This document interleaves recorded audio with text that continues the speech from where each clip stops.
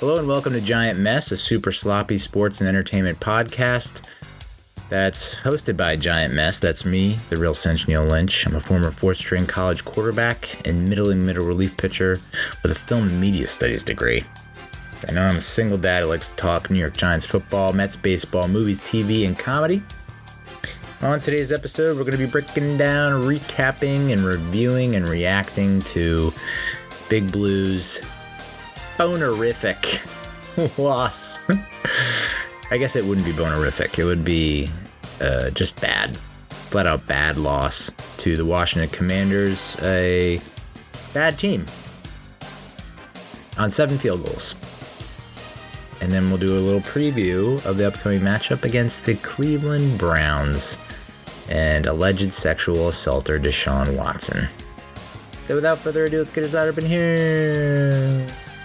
New York Giants lost to the Washington Commanders 21-18. Last week I said I didn't even want to watch this game because I had a bad feeling about it. It was a lose-lose situation for us, Giants fans. We either see our one-time considered franchise quarterback lose his job because he sucks so much, or we'd see a win over a Commanders team that we were expected to beat, and if we beat them, does it really do anything for our hope for the season? What kind of game would we have to put out there? What kind of production, what kind of output, what kind of outcome would need to happen for us to feel good about this team?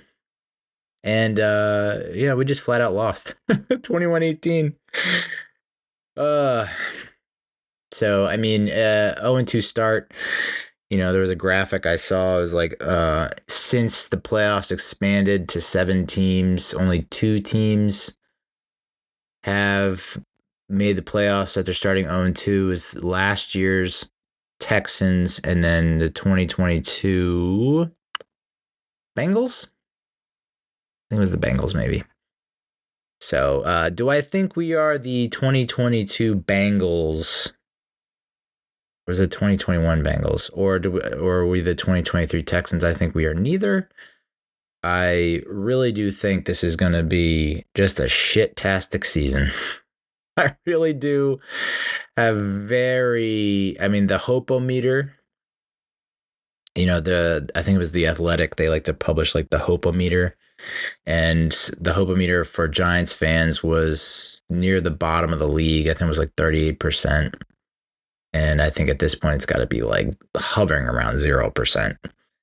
You know, I mean, these were the 2 games that we needed to win to feel confident about heading into this stretch of the schedule, this upcoming slate, and we flat out didn't show up in either game.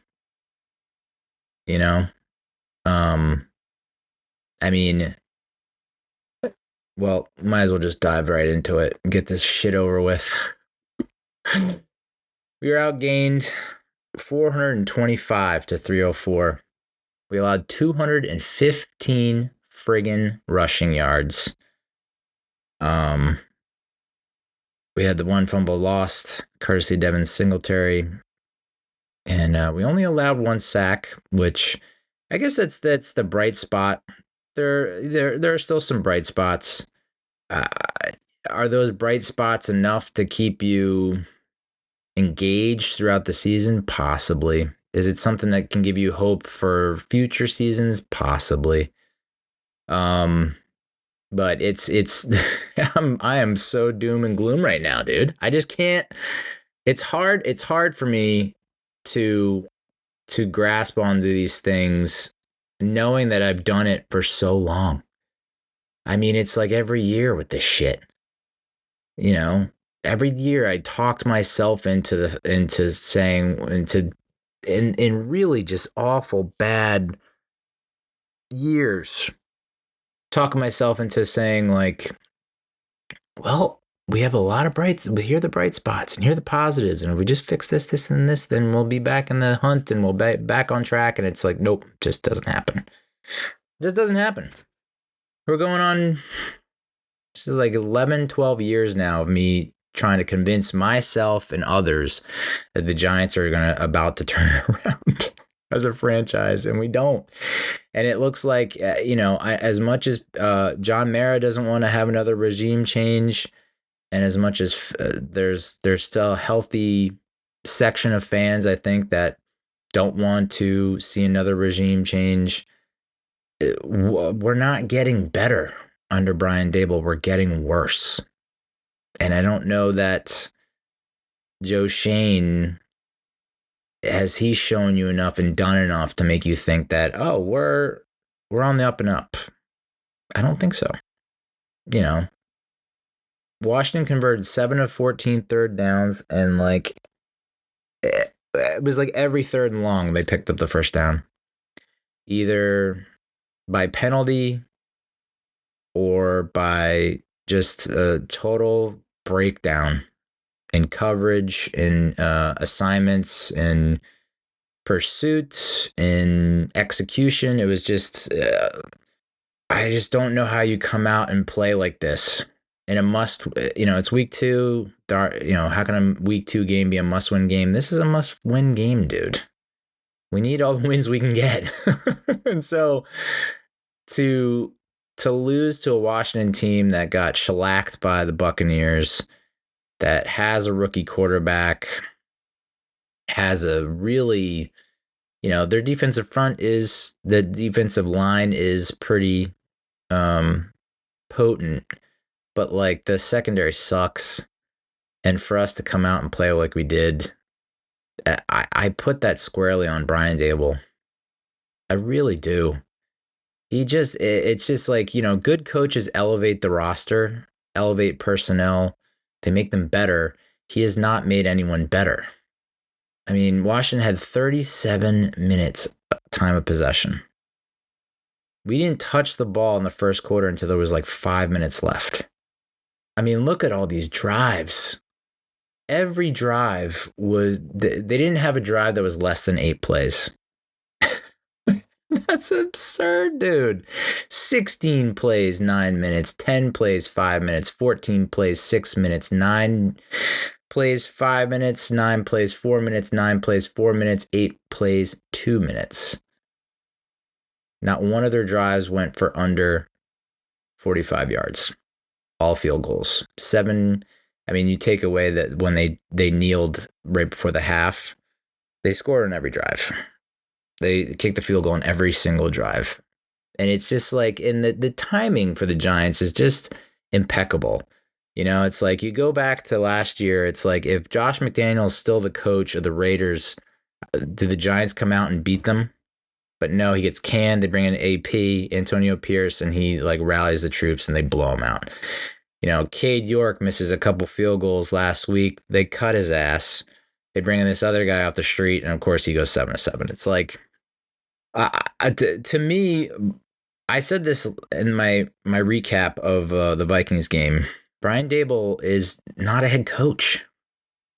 He's not doing the little things that you need to do to be successful in this league. His staff is unprepared. The roster, it feels is woefully unprepared. Personnel decisions are poor. It's Graham Gano has a groin issue. He's a fucking kicker, dude. This isn't his wrist hurts or his tummy's sore. That's a very important part of his body. You have to have a contingency plan. You have to have a backup plan. You have to have insurance. Why are you having him kick off? Of course he hurts himself on the first kickoff, trying to run down. Dude is way faster than him with a groin injury. Of course he does. And he pulls a hamstring, so now he's out for multiple weeks. It's just, it's time to move on from Graham Gano. I tweeted this, but I love the guy, but you're hurt too much, dude. And our coach is too stupid or not cognizant of the fact that you have to have a plan, dude. What is your plan when your kicker goes down? So, he gives Gillen the shot on the extra point after the first touchdown, and the extra point was so bad that he didn't give him another shot throughout the game, and we just never converted in any of the 2-point conversions, that's also very bad. Like 2 yards, dude, 2 yards. Can't get 2 yards. You're a bad team with a bad coach. So,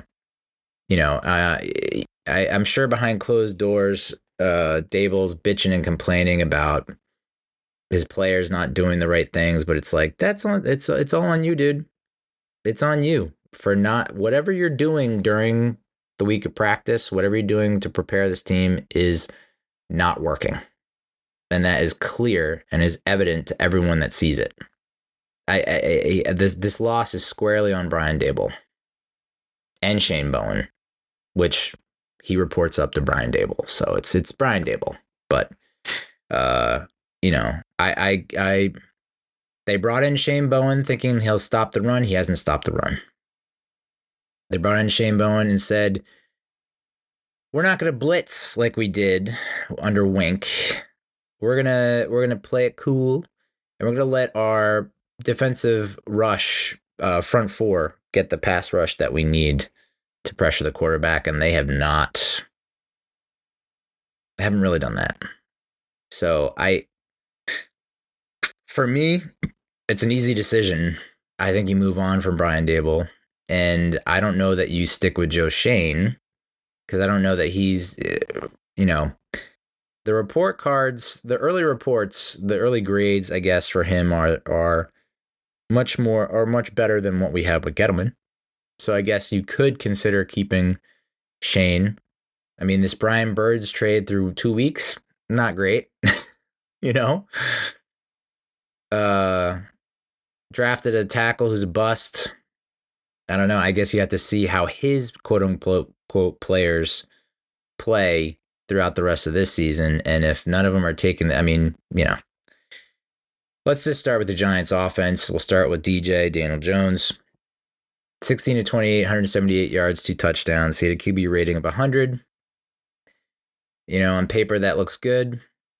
I think if that's against a top-notch defense, you're saying to yourself, he's back. Way to go, Daniel. But like I said, he's playing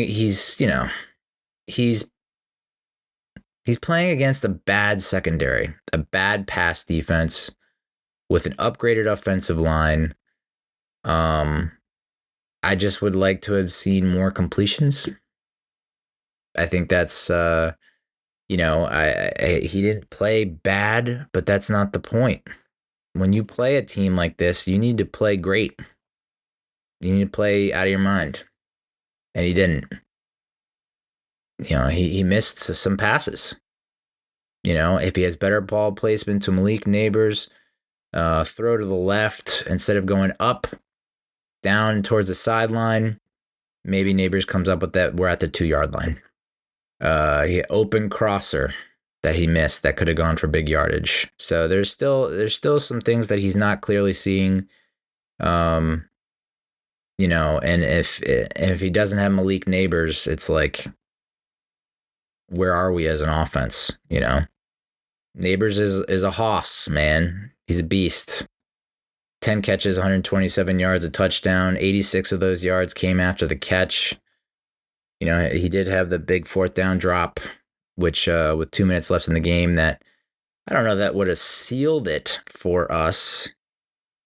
Because I can't imagine, would Daboll, how much further would you have to go for Daboll to feel comfortable trotting Gillen out there for the field goal, for the win? I don't know.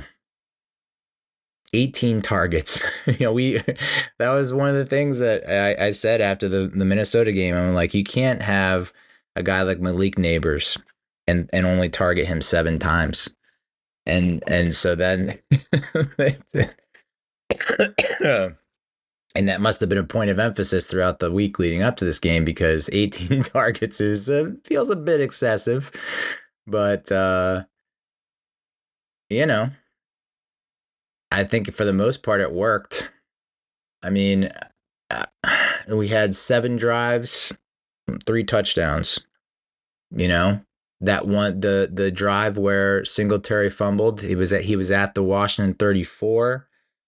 You know, normally if you have Gano, you say we just lost 3 points, but that's not a sure thing that would have got points there. Only punted twice, but I mean, I don't know. You shouldn't have punted at all against this Washington defense. You really shouldn't have. So, you know, Singletary, 16 carries, 95 yards, a touchdown, average almost 6 yards a carry, but he did have the big fumble, which Washington turned into a field goal to tie at 12-12.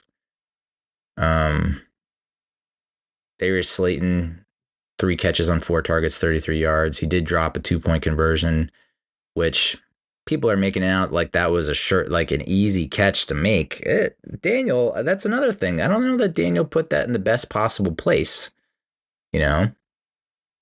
So it was not a great throw, really tough catch, and he didn't bring it in. And then he also had that false start that cost us, pushed us back a little bit. Wandale, 2 catches, 18 yards on 4 targets with the touchdown. Nice route. You know, it looked so easy. It makes you wonder why we don't do that every time we're inside the 10 or in the red zone. Dude's quick as shit. Why are we not doing that more often? Thought this was interesting. Chris Manhertz outsnapped Daniel Bellinger. Bellinger had 4 snaps. This is a guy that we kind of fell in love with his rookie season. He had that freak injury against the Jaguars, and my guess is that it's had some lasting effects because ever since his rookie season, it's been 2023 was a step back, and then this is like 4 snaps. That's not a good sign. And then your top wide receiver draft pick, 3rd round or 2nd round 2023, Jalen Hyatt only had 12 snaps out of 56, so it seems like he's been kind of I don't know. I guess they only throw him in there when they think they need to run him deep, and there's only so many designed plays for him in the playbook. But he's kind of, I guess he's really fallen out of favor. I really should take a look back at last year to see what his snap counts were per game. But yeah, I mean, this is a guy that had 5 catches for 109 yards against the Patriots, a pretty good defense. Where is that? Where has that gone? You know, I think when you have 4 wideouts like we do with the speed that they have, why are we not having a lot more of those 4 wide sets? That to me really got my motor going. That, you know, pun not intended, because I know Devin Singletary is nicknamed Motor, but it really got the juices flowing to get 4 wide and have those 4 burners, and to know that they can get, each one of them can get really good separation, and then to not take advantage of that and to keep throwing Chris Manhertz into the mix. It's like, what? Oh, okay. This is not what I envisioned for this offense in terms of like explosiveness and, you know, stretching the field. This is not what I was picturing. Yeah, St. Juiced was kind of a menace. He had the forced fumble. Bobby Wagner was, you know, didn't really take over the game. He had one tackle for loss. Clelin Ferrell had the 1 sack. But, you know, a lot of people are going to pin this on the defense, and rightfully so. This whole bend but don't break bullshit is just awful. I fucking hate it. It is awful to watch as a fan, and I just it doesn't stoke or inspire the kind of mentality that I would like to see for this defense. Like, I don't see it. I don't like it, because this is exactly what happens. I mean, you know, this is kind of what we saw. I don't know. Someone said James Betcher, it happened with his defense. That could be true. It really happened with Patrick Graham's defense in 2020, when we were like top 5 or top 10 in points against, you know, defensive scoring. where we just really long ass drives, could not get off the field, but we give up a field goal every time. And it's like, you can't, that's not sustainable, man. That's not sustainable. It's just not.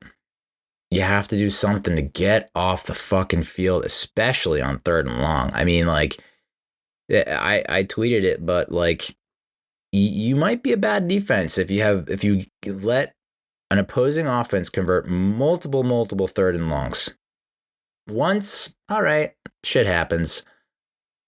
Twice, okay, concerning. 3 or more times, you have a bad defense. You're not well coached. So I hope-o-meter with Shane Bowen is 0%. I think the only thing on defense that really gives you any kind of good vibes is Drew Phillips.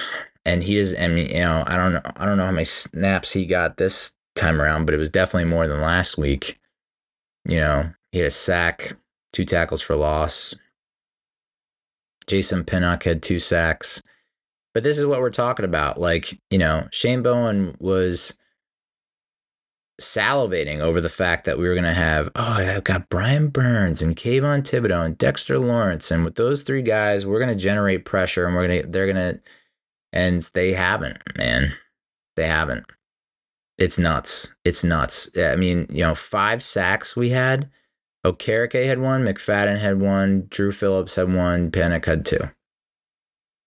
Brian Burns, 2 tackles, 0 sacks, 0 tackle for loss. Kayvon Thibodeau, 0 sacks, 2 tackles, both for loss. So I don't know, man. Dexter Lawrence was kind of MIA. I think he had 3 tackles, no tackle for loss, no sacks.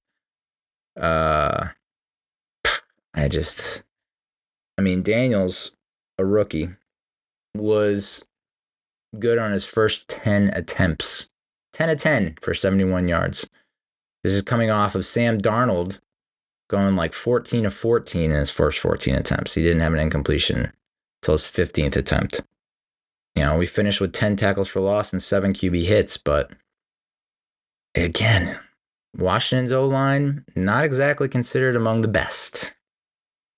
Last week in my preview, which was very short, I said, Kayvon will come out and he'll have another big game, and we'll say to ourselves, yeah, but it's the Commanders. And for him to come out and to be invisible for most of the game, I mean,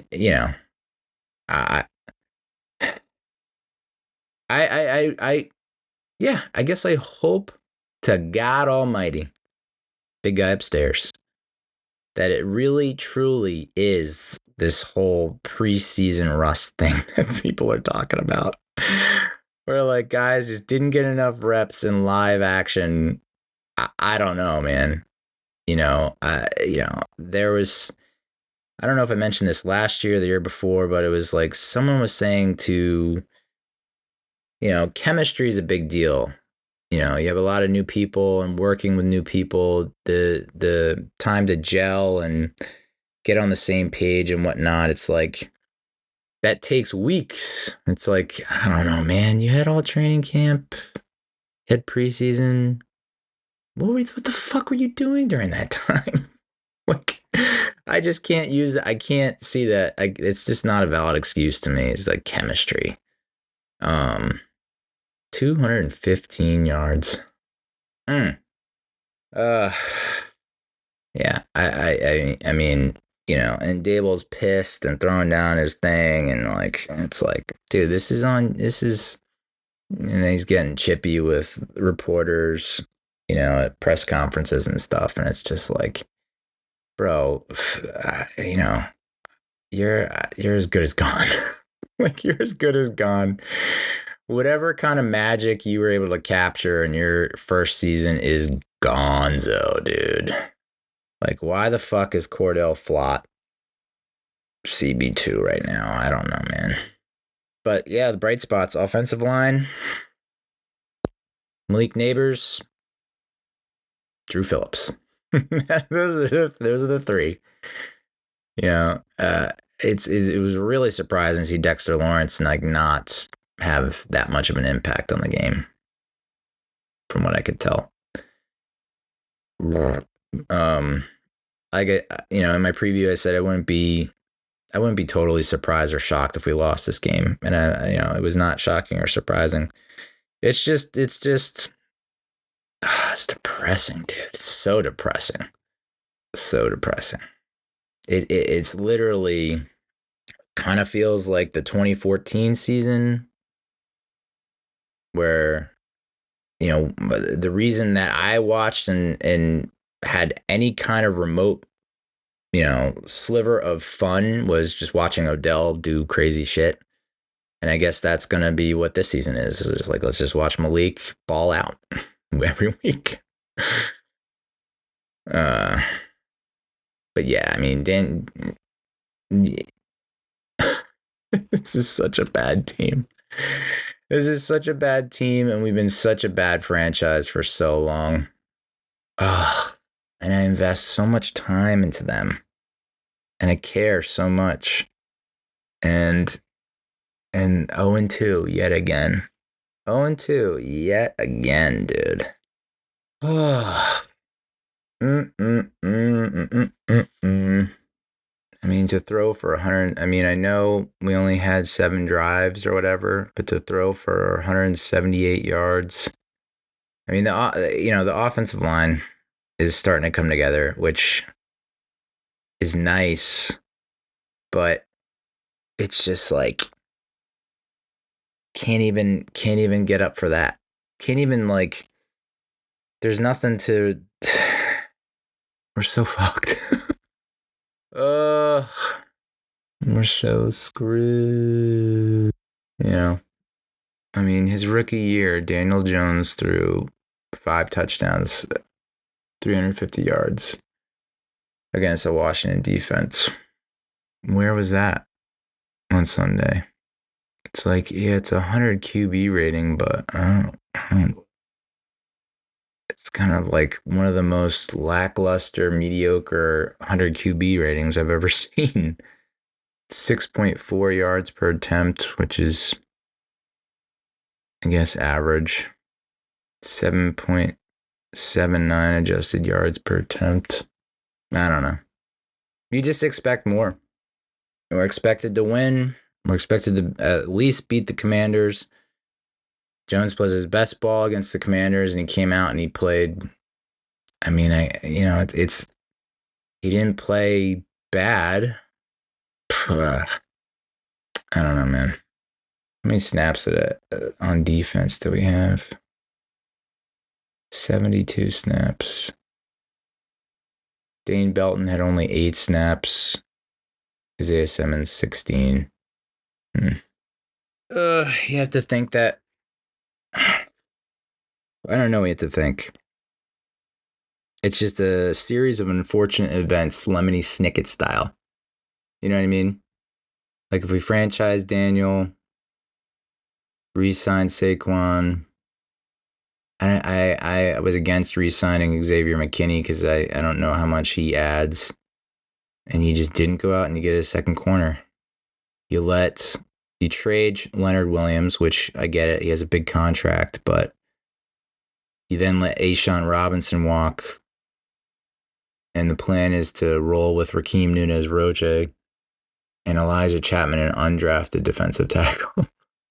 TJ Davidson had less snaps than him. But I mean, I guess you could say Deonte Banks kind of shut down Terry McLaurin. McLaurin had 8 targets, 6 catches, but only 22 yards. I don't know. There's not a lot. Yeah. There's not a lot here it was just the moment Graham Gano gets hurt and you realize that we don't have a kicker. And I tweeted it. I said, I'm sure not having a qualified kicker won't come back to bite us in the butt cheeks in this game. And sure enough, it did. So Brian Daboll loses us another game because he just doesn't know how to coach. And that's, I guess that's, I meant to look this up, but like first time head coaches, what's their average length tenure whatever. But the leash, I mean, you want to give him a longer leash, fine. We'll see how the season plays out.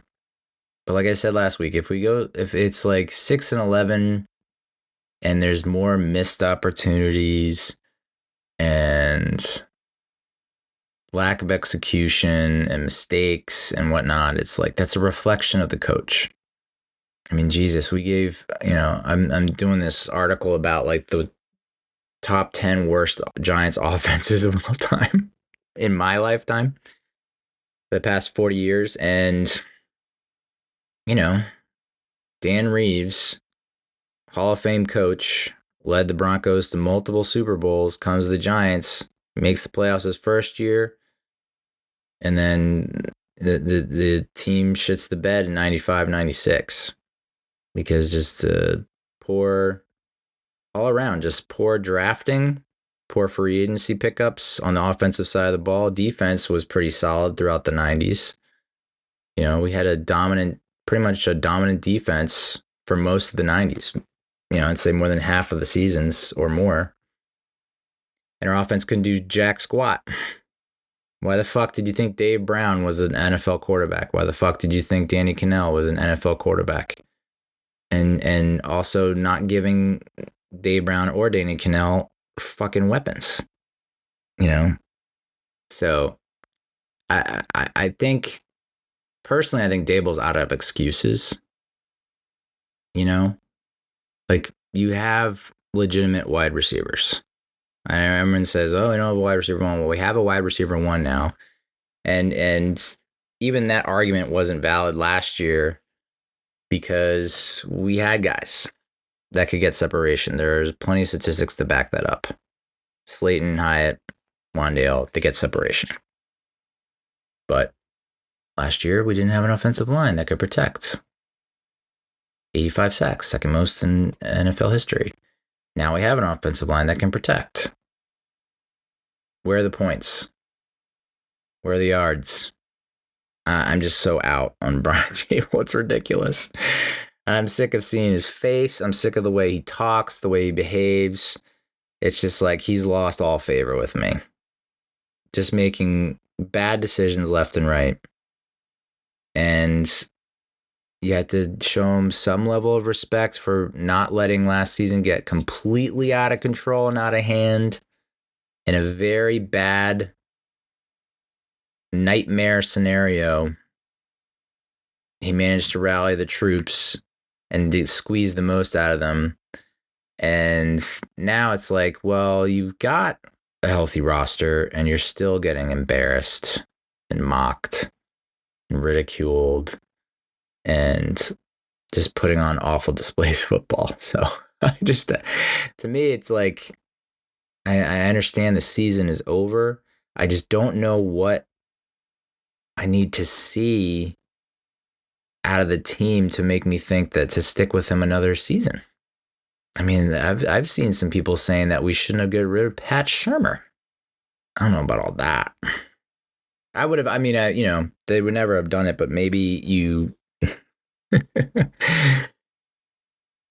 Pat Shurmur is offensive coordinator, maybe, but not as a head coach. So, I want to watch competitive football. I guess that could be considered competitive football, but again, it's the Commanders. They're not expected to do well this year. But devil's advocate, you look around the league at what happened in week 2, and just like every season, wacky stuff happens. Tua's got another concussion. He probably should retire, but won't. The Dolphins' season has derailed. Baltimore's 0-2. That's the AFC Championship team last year. And could have very easily beat the Chiefs if it weren't for Isaiah Likely's big-ass toe. Could have beat the Raiders if Lamar doesn't pitch it back and just decides to do Lamar things that we know he can do. Juke some fools and get in the end zone and win that game. They're 0-2. I still think they'll make the playoffs. And the Saints just demolished Dallas in Dallas, 44-19. The Bucks beat the Detroit in Detroit. The Rams, who were a lot of people were picking to win the NFC West or at least to win the NFC, got crushed by the Cardinals, 41-10. So it's a long season, and if you are an eternal optimist, this is for you. A lot can happen in 16 weeks. Or 15 weeks, 15 games. A lot can happen, I guess. What will need to happen? Defense figures it out. Again, like I said before, when we did go 0-2 in 07 under Spagnuolo, we gave up a shit ton of points, and we eventually figured it out, or he figured it out, and he got them to come together and to work it out. But again, that was against the Cowboys and Packers, two of the best teams in the NFC, and two of the top seeds in the NFC when the playoffs rolled around. But the friggin' Vikings taking down the Niners, man, 23-17. So the Vikings, the loss of the Vikings now, you kind of put it in perspective and you say, all right, maybe the Vikings are legit. That's not an automatic win. Maybe Sam Darnold is doing the whole Geno Smith thing. Week 1 wasn't a fluke. He comes out against a pretty good Niners defense and looks outstanding. So the Vikings are a threat, especially with Jordan Love. I know the Packers win with Malik Willis, but it's against a tight Colts team that's kind of, rebuild mode. So I don't know. The Packers without Jordan Love, like, how long can they keep winning without him? I don't think they're a playoff team. I think they just miss it. And the Vikings, depending on what's going on with Justin Jefferson and his quad, should be taken seriously. So the week 1 loss, maybe it's not as embarrassing or humiliating as we thought. Maybe we're going up against potentially a number 1 or number 2 seed. We just didn't know it. But the Commanders, I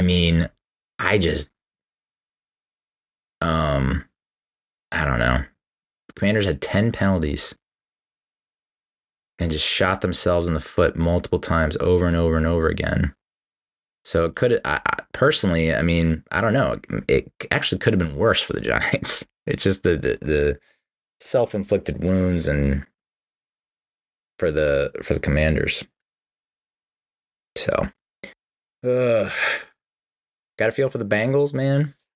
0-2, losing to the Patriots, which the Patriots, took it to the wire with the Seahawks, which the Seahawks are not, they're not they're a contender. And this is what the NFL wants. The NFL is a business. They want to put out a good product. They have altered the rules. They've changed the rules. They've changed the way the game is played in order to have a better product on the field, right? To make it more competitive, to make every single game, every single week competitive. And it kills me to know that the Giants are not competitive. The NFL has done everything in its power to make sure every game is competitive, every team is competitive, and we come out and just lay fucking duds. So I say it every year. I'm getting tired of saying it. Strange things happen, but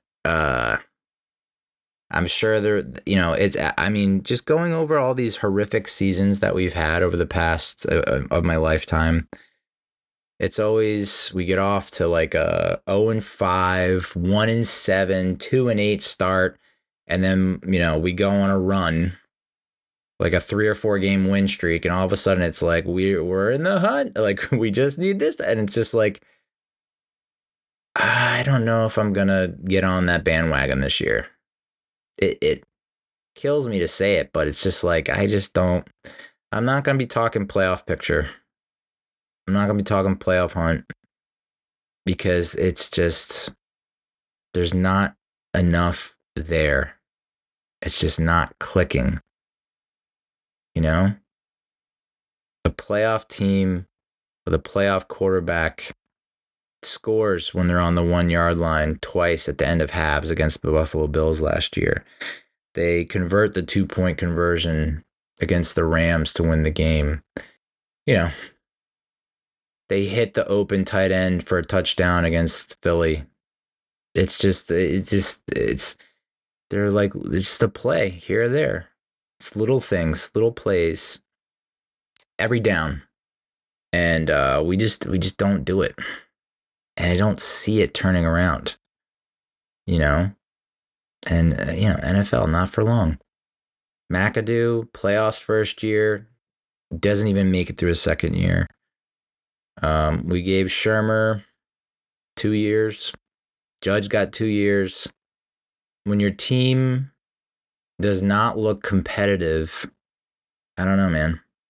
And the biggest knock I think I have against a lot of these coaches is like when you have players that come out and have promising rookie seasons, and every year after that they're getting worse. What happened? What are you doing to ensure that how are you helping the development of these fucking players, man? And I understand these players are professionals, and a lot of it's on them. The onus is on them, but it's like, I don't know. So yeah, that's the Washington Commanders recap and review and reaction. It was electric. So I guess we can preview let's preview the upcoming matchup against the Cleveland Browns. Giants taking on the Browns in Cleveland. Browns are 1-1. They got stomped by the Cowboys at home. And then they come back and they beat. Who the fuck did they beat? I completely forgot who they beat. Come on now. Oh, Jacksonville, 18-13.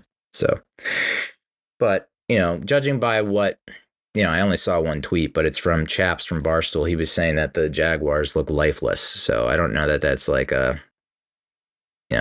crazy awesome win. It's crazy how the Jaguars have gone from up and coming upstart darling, with Trevor Lawrence and that defense to, they're just phoning it in.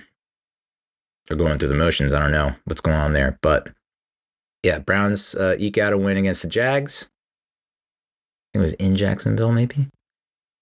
And now they welcome in Los Gigantes. Browns are favored by 6.5. The over-under is 38.5. I say smash the over and the Browns. Deshaun Watson didn't look great against the Cowboys. I guess he bounced back somewhat against the Jaguars. Jerry Jeudy is their leading receiver with 8 catches and 98 yards and a touchdown. And Jerome Ford has only 19 carries for 108 yards and a touchdown. So they're not exactly. I mean, I understand it's only 2 weeks, but I don't know that that offense is really anything to be worried about. They did lose David and Njoku, their All-Pro Pro Bowl tight end, out with an ankle. They do have injuries along the offensive line. Jack Conklin and Jedrick Willis, their 2 top tackles, were missing against Dallas. And then I don't think they played. Maybe Conklin played against the Jaguars. So, typically with Kayvon Thibodeau, Brian Burns, Dexter Lawrence against a banged up offensive line, you'd think, all right, we're gonna get a lot of pressure, and it's gonna force Watson to make some mistakes. But I honestly don't know. I honestly don't know at this point.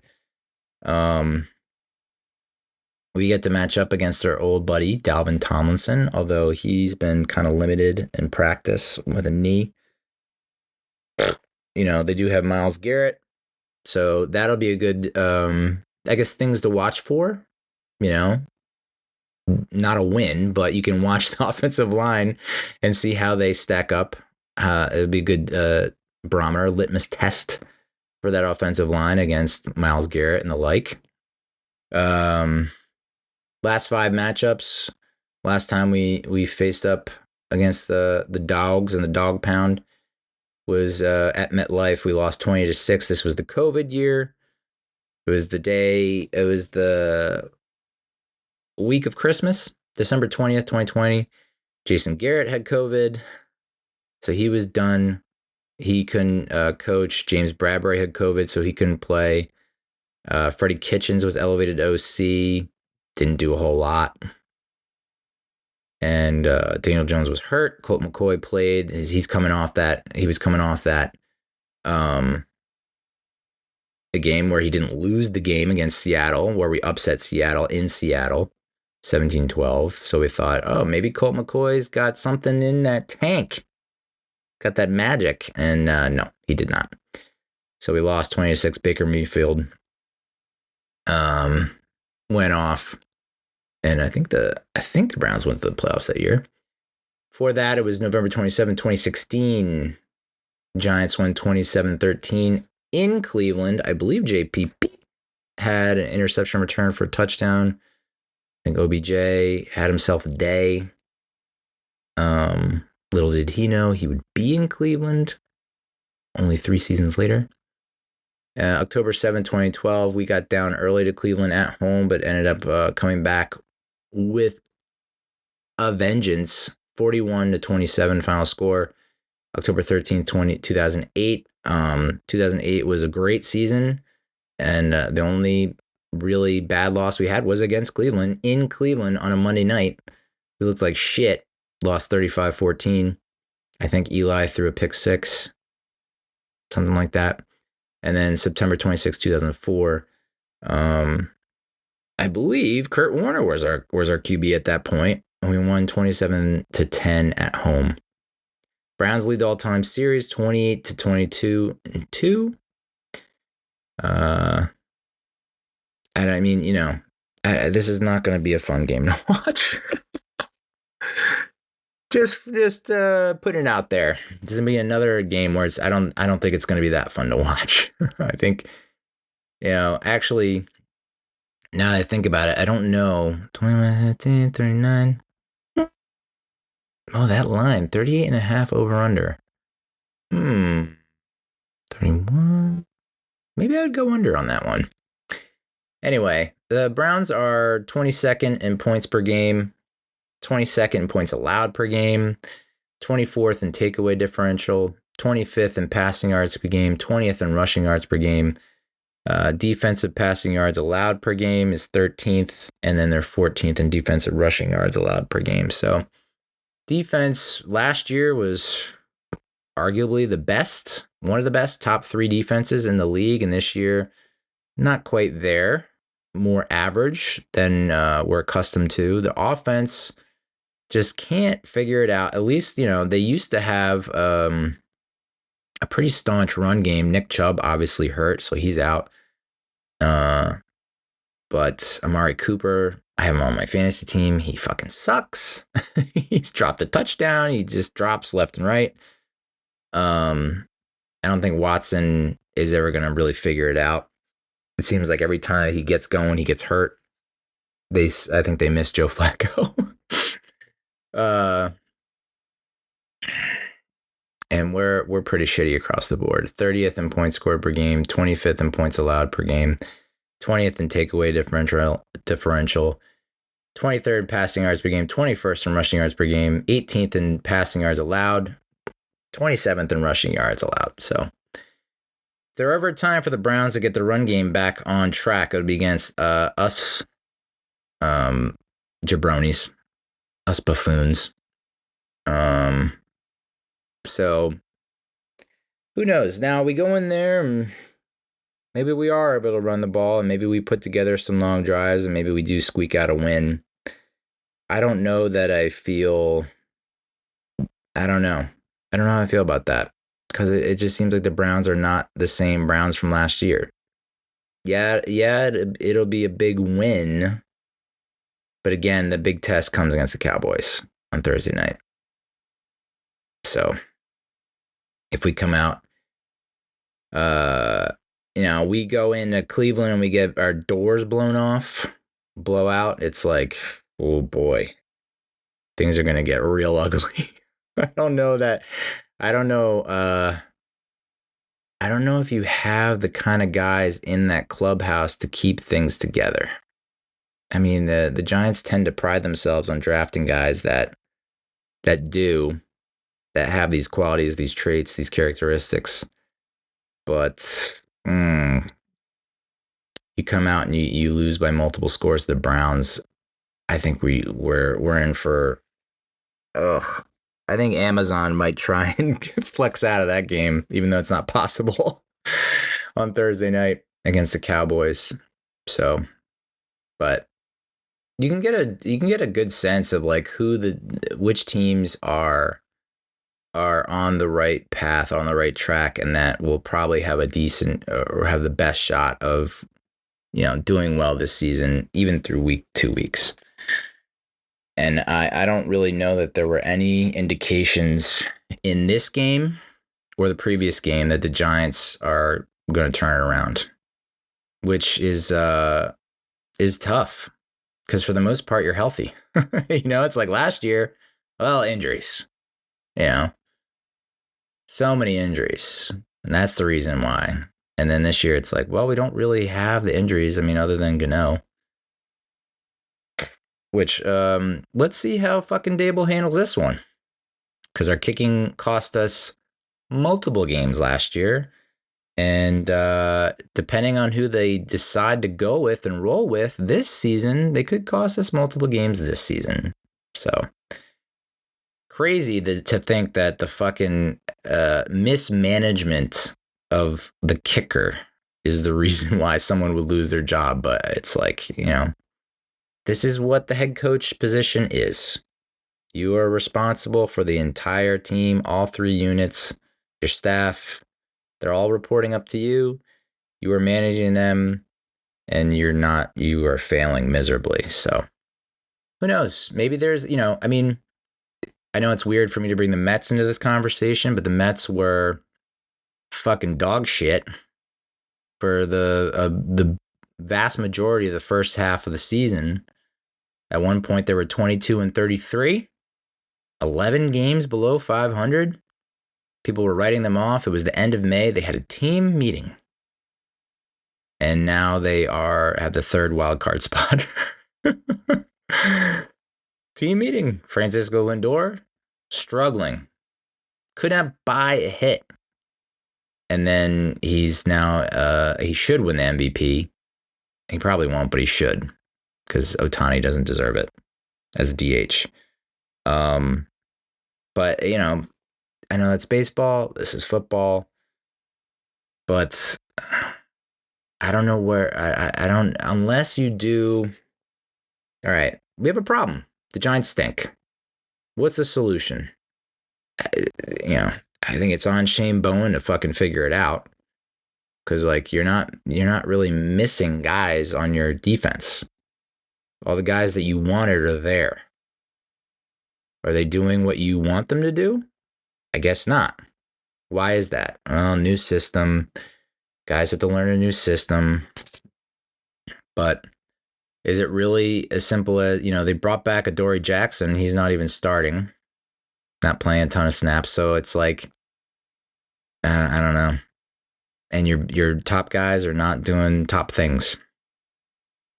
So is it a game plan issue? You have the right play call and they're not executing. But, it just sucks. Because at least last year, it's like, fuck, man, if we just didn't have the injuries. We just didn't have the injuries. We're play here, play there. I'm like, I don't know. This year, it's just like, well, we're healthy and we still suck. We're still not playing well. So that's why it's more demoralizing way more than last season. And yeah, the blowout loss at home was so excruciating and disappointing because you thought you were going to build off the playoff season the previous year, and you realize, no, we're not in the same league as we haven't taken the next step. We're not in the same league. But I just thought, like, the fact that they kept playing and kept being, and there were more games where they were competitive than they weren't. It was like, that season could have completely turned into 2017, and it didn't. But now it feels like, it's even like for it to turn into 2017 without the injuries. I mean, I feel like that's a huge condemnation. That's a huge strike on Daboll's record. You have all your guys. They're all healthy. This is your roster. You made all the decisions. And this is what we're given. You don't have the ability to say, well, so-and-so's hurt. So-and-so's hurt. Nope.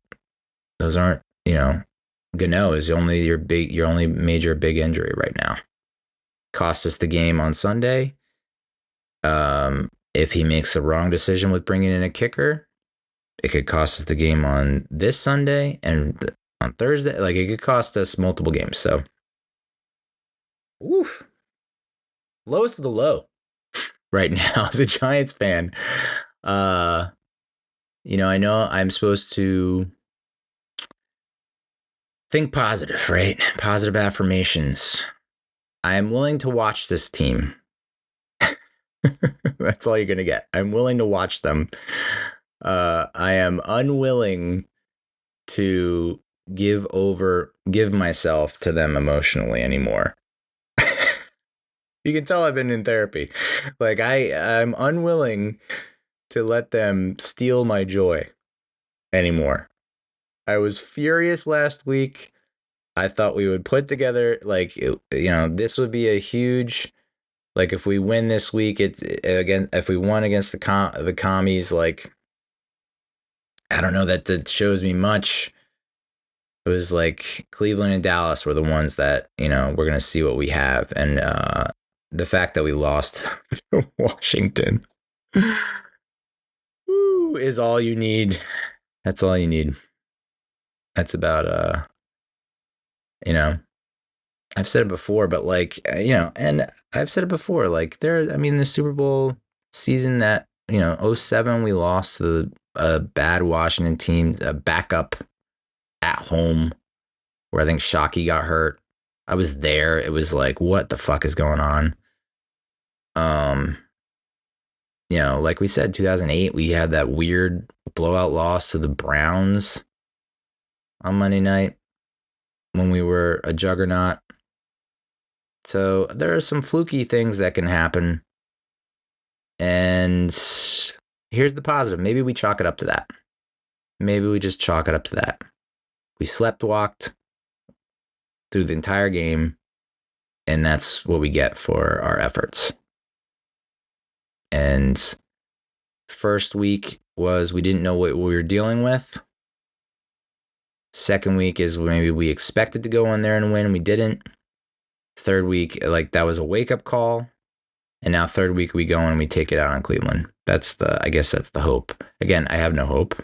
But I'm saying for Giants fans that are looking for hope, that's what you can hope for. That this is a wake-up call. I don't know that there are any major big changes to be made. Offensive line played well. I guess you say to Devin Singletary, listen, we're gonna assault you throughout this week to make sure you hold on to the ball. Maybe they go the FSU route and start spraying him with water guns as he runs down the field. Maybe he can take a page from the Tiki Barber anti-fumble playbook. Oh boy. But yeah, I don't see us going in there and laying the smack down. I don't see us doing what Dallas did. I just don't.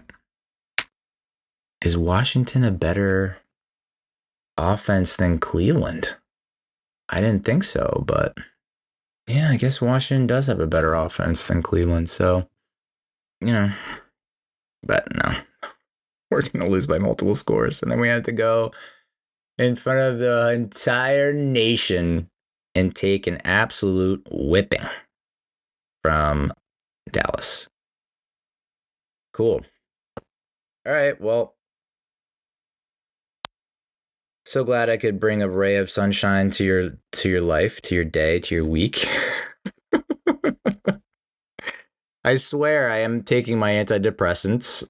I think they're working. I'm not sure. But holy fuck, man. What is coming up down the road? I don't know if it gets super ugly, like, we're getting blown out every game. I don't know that I'll be doing recaps. I might just start doing like more evergreen shit where it's like lists. I said I was doing the top 10 worst offenses. But I don't know that anyone wants to read that. It's like, well, dude, it's already pretty bad. We don't need to be reminded of how bad it is. But misery loves company, right? But maybe I'll start looking towards let's relive the good old days. Let's look at some of the cooler shit from years of yore. That could be interesting. Or I might just talk about the NFL in general. I think that's got to be the route to take. Possibly. Maybe get into gambling, lose all my money, go bankrupt, lose my child. Catastrophizing and snowballing. That's my jam. And then in terms of non-Giants content, we should talk about the Mets. They had another walk-off win tonight. I think they were tied for the most walk-off wins, tied for second most walk-off wins in the majors before tonight. So I think they might have the most now, or tied for the most. Gut-wrenching series against the Philadelphia Filthies. Jesus Christ. Looks like we were going to win game 2, up 4-0. We blow that. And then game 3, we blew that as well. Gut-wrenching series. Chance to get to gain 3 games, and instead we lose 2. So definitely need to sweep the Nats, right? And then got the Bravos. That's going to be a big series. So September. And of course, Lindor goes down with the fucking injury. And Blackburn's not coming back. And it's just like, fuck. Why can't we have good things? Anyway. And then, yeah. So if the Giants devolve as much as they do, if the Mets start to come undone and don't make the playoffs, it's going to be a lot of movies and TV content, I think. A lot of Life. I owe everyone an episode about Life. I haven't done one in a long time, dating back to July. August was just like craziness in terms of travel and being all over the place. And like I said in last week's episode, I lost my job. So that's good too. Let's put that on the plate. Deal with that. So, dealing with like this career coach outplacement service has been a test in patience. And I don't think I've ever applied to as many jobs as I'm just like fucking rapid fire Gatling gun, shotgun style approach. Just like, you have a job, I'm applying. I don't care if I'm qualified or not. That's just the route we're taking. So, yeah, that's the episode. Thanks again for watching, for listening, for loving, for hating, for feeling, for emoting. And we'll talk to you next week. Or we're going to talk to you next time. I don't know. Maybe I'll do another episode tomorrow. I don't give a fuck. Adios, muchachos.